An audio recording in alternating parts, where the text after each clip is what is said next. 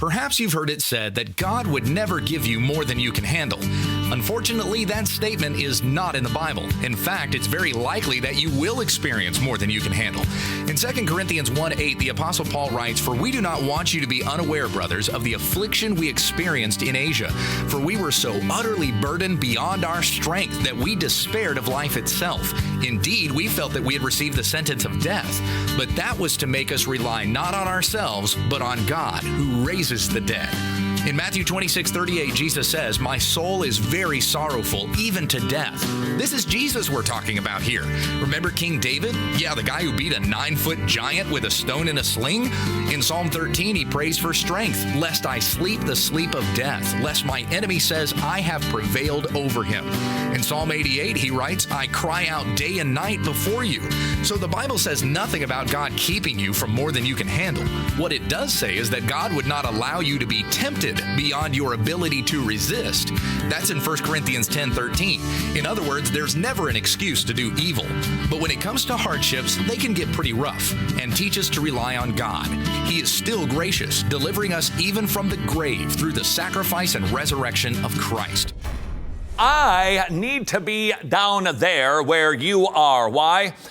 So you don't get an uncomfortable shot up my nose. There are 3 ways for me to get there. I can walk down all by myself. That is one option.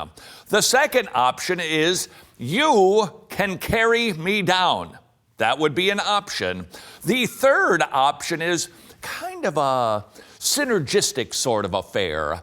I kind of make my way down and you help me too. Now the question is, which one of those ways of getting down the stairs will give you the most credit?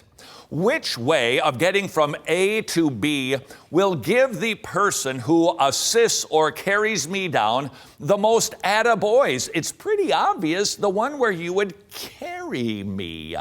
If anybody observed you carrying me down the stairs, they'd say, "Wow, you're strong. That was very nice of you to do that. You did it all, and you will get all of the credit."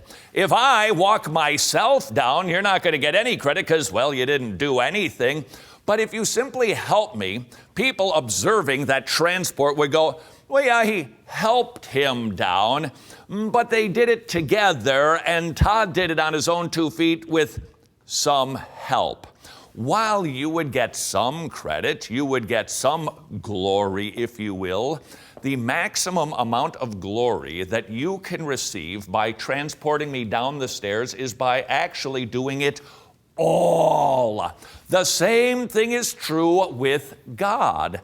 If you and I are contributing anything to our salvation, to accomplishing something good, then you and I can get a little bit of credit.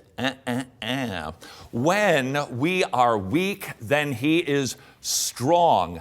God does everything for us. Jesus said in John, "Without me," 15, Rexella, "you can't do anything."